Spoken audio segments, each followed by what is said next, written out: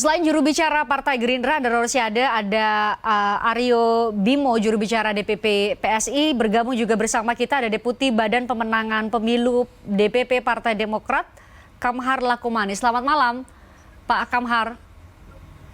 Selamat malam, Assalamualaikum warahmatullahi wabarakatuh. Waalaikumsalam warahmatullahi wabarakatuh. Jadi kembali menggunakan nomor urut 14 ini ya? Siap. Nomor urut 14 itu siap. S14P. Jadi gaya metode-metode kampanyenya atau narasi-narasi kampanyenya masih sama dengan 2019 lalu. Tapi pertanyaan saya malam ini, karena kita bicara mengenai adu jitu strategi partai, kami mau konfirmasi. Tadi kan kita sampai dibicara mengenai figur ya, Mas Adi, Mas Aryo, dan Bang Andre, mengenai figur. Bagaimana figur sentral di partai itu bisa memberikan kotel efek atau kemudian memberikan insentif elektoral kepada partai, elektabilitas partai. Nah, Partai Demokrat sendiri bakal bahasa sederhananya adalah bakal jualan seorang Agus Harimurti Yudhoyono enggak kepada publik sebagai sosok muda calon pemimpin, nggak tahu mau jadi capres atau cawapres nih, jadi berpasangan dengan Nasdem atau PKS. Terima kasih. Jadi bagi Partai Demokrat dan umumnya partai di Indonesia itu masih partai figur ya, artinya di tiap-tiap partai itu masih ada figur sentral yang menjadi faktor utama, baik itu dalam konsolidasi internal sebagai pengikat atau perekat di dalam partai maupun secara eksternal sebagai faktor elektoral vote getter. Dan Partai Demokrat tentu tidak bisa dipisahkan dengan Pak SBY. Kami bersyukur Partai Demokrat punya pengalaman 2 periode di pemerintahan dan saat ini 2 periode sebagai oposisi, dan pengalaman di pemerintahan tersebut di masa Pak SBY ini yang secara politik tentu menjadi modal retrospektif bagi Partai Demokrat. Capaian-capaian di pemerintahan Pak SBY selama 2 periode itu yang menjadi bahan kompetisi bagi pemilih, bagi publik ketika dibandingkan dengan pemerintahan saat ini, sehingga publik menjadi punya preferensi yang memadai untuk kemudian menentukan pilihannya.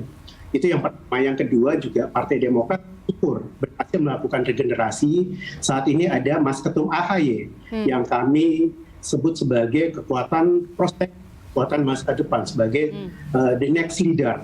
Dan potensi Mas Ketum AHY sendiri saat ini hasil dari berbagai lembaga survei punya posisi tawar yang cukup baik sebagai figur 02 atau calon wakil presiden.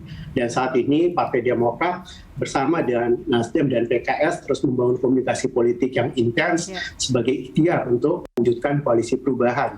Yang insya Allah kita tinggal tunggu nanti pada saatnya untuk deklarasi.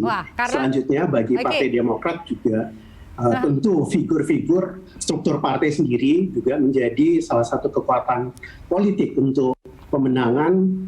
Kita telah melakukan konsolidasi internal di semua tingkatan dan saat ini DPC sudah selesai musyawarah serentak, tinggal pelantikan di beberapa provinsi, khususnya di Pulau Jawa 6 provinsi sudah selesai pelantikan semuanya, dan saat ini juga sedang bergulir di beberapa provinsi yang lain di luar Pulau Jawa yang sedang dilakukan pelantikan-pelantikan. Selanjutnya juga fraksi Partai Demokrat, kami punya 1.000 lebih anggota DPRD, itu juga menjadi kekuatan politik untuk mendapatkan suara. Kami juga punya kepala-kepala daerah, ini juga menjadi kekuatan tersendiri, dan juga figur-figur caleg. Saat ini kami sudah mulai rekrutmen pencalekan DPR RI, DPR Provinsi, DPRD Kabupaten Kota. Jadi 6 pilar ini yang menjadi figur atau ujung tombak untuk bagi Partai Demokrat dalam ikhtiar mewujudkan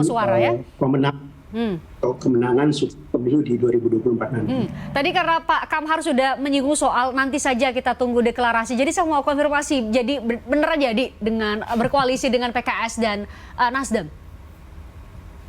Sampai saat ini komunikasinya intens, terus berkemajuan, dan sesuai dengan mekanisme partai masing-masing juga sudah dilakukan upaya pengambilan keputusan berdasarkan mekanisme itu, terus berproses. Tentu tinggal kita tunggu pada saatnya nanti untuk sebagai kristalisasi dari ikhtiar ini. Oke, kalau ditanya jadi atau tidak, bisa dijawab sekarang nggak kira-kira Pak Kamhar? Insya Allah jadi. Insya Allah jadi. Oke, kita tunggu saja kapan deklarasinya. Nah, saya mau konfirmasi ke Mas Adi. Mas Adi, kalau tadi bicara Pak Kamhar bicara mengenai bahwa punya pengalaman 10 tahun pernah menjadi partai pemerintah di zaman Pak SBY dan saat ini punya the next leader seorang AHY. Anda mungkin bisa baca sebenarnya apa konfigurasi pemilih dari Partai Demokrat dan bagaimana seharusnya Partai Demokrat mengambil positioning untuk bisa mendulang suara. Ya, kalau melihat data-data survei, kalau ditanya kepada pemilih kenapa dan mengapa alasan memilih Partai Demokrat, SBY, 3. Hingga saat ini? Sehingga saat ini, ada 3 faktor, Susilo, Bambang, dan Yudhoyono. Nah, itu yang kemudian membuat Demokrat sampai saat ini pemilihnya terkonsolidasi. Yang kedua, memang lebih banyak kepada caleg-caleg dan struktur partai yang bekerja. Saya ingat persis bahwa baliho dan spanduk Partai Demokrat berkoalisi dengan rakyat, tagline yang mereka buat, itu jauh hari sebelum pemilu, sebelum ada hiruk pikuk. Sebelum ada konfigurasi politik yang mulai bermunculan, itu sudah mulai terdistribusi di berbagai tempat. Di Jawa Barat, di Jawa Tengah, di Jawa Timur, dan seterusnya, dan seterusnya. Baru yang ketiga, karena faktor AHY. Nah, itu yang kemudian bisa menjelaskan bahwa Partai Demokrat saat ini kuatnya di SBY, yang kedua kerja partai dan struktur plus calegnya, karena sekarang sudah mulai melakukan sosialisasi. Yang ketiga karena AHY kan sering tampil ke publik ya.